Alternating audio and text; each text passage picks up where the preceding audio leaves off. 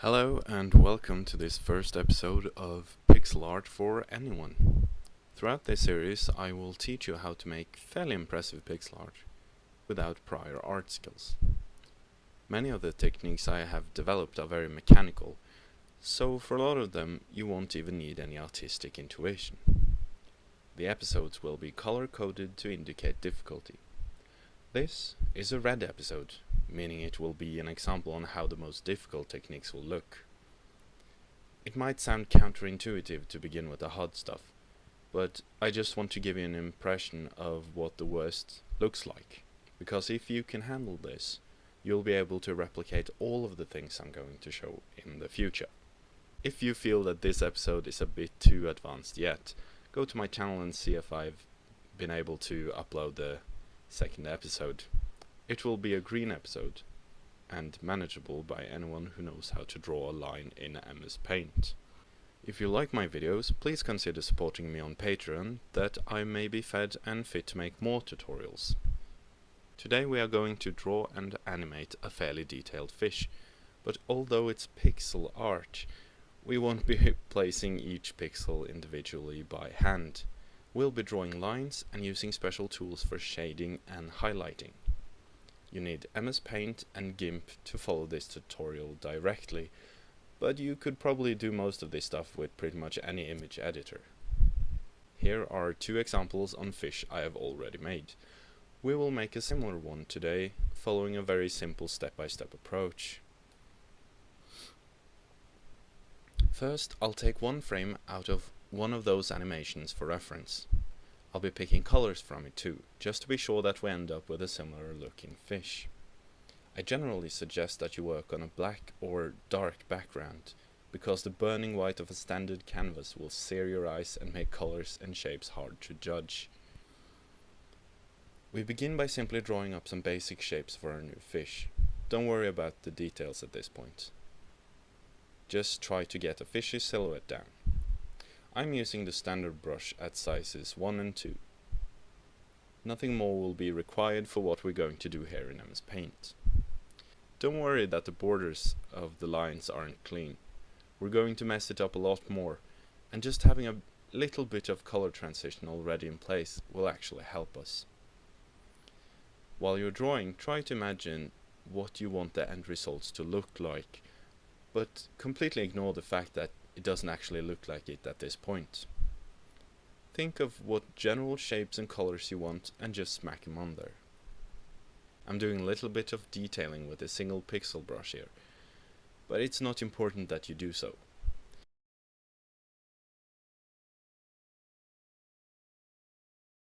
You'll notice that it still doesn't look anything like the animated fish I showed you at the beginning of this video. It's flat and dull, apart from the slight blending at the borders of the various colors. However, as soon as the shape is basically what we want, we'll be bringing this into GIMP to give it some depth. There is still a lot we could do here in MS Paint, but I'll teach you more of that in the future tutorials. For today, we're just going to be using the standard brush to etch out some shapes. We could just as easily have done this in GIMP if we had adjusted the opacity of the standard brush there, but I just like how the MS Paint brush deforms.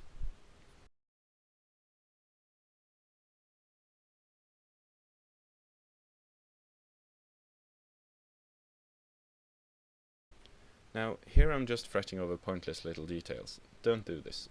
I'll speed up the video a bit here and skip right ahead to the GIMP part of the tutorial, because that's where the real magic happens.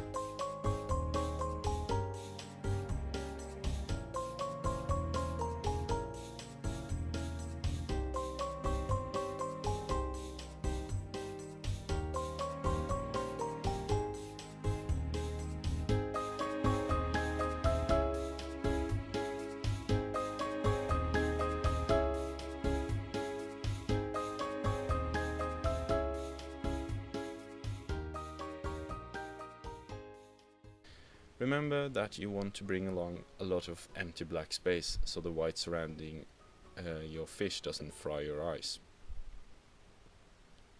The first thing I do is copy the fish. Usually I do this a lot when I work, to have easy access to previous versions in case I make mistakes. It also makes it very easy to compare your alterations to what it previously looked like, so you will have an easier time telling when you're going overboard. I find that it can be hard to stop drawing at the appropriate time. I'm not going to be making many copies here, however, because it's a simple thing and I know the process. I will recommend that you make them though.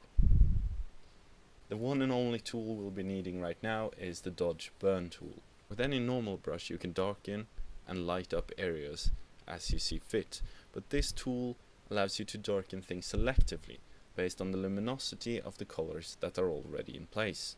You'll notice here that when I have it set to affect the shadow range, it will cut deeply into the dark red but leave the white and pink almost unaltered.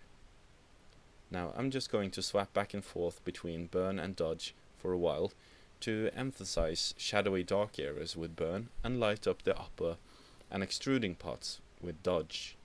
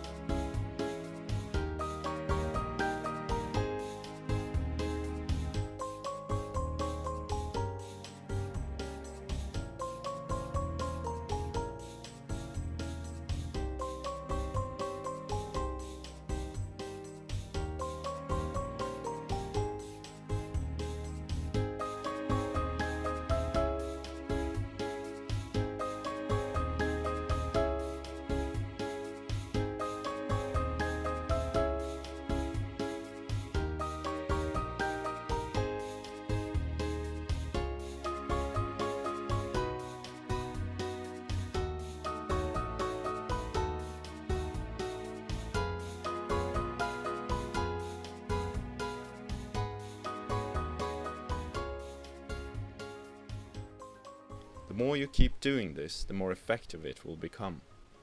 That's why I'm now able to use a large sized brush, which I can simply smear over large areas.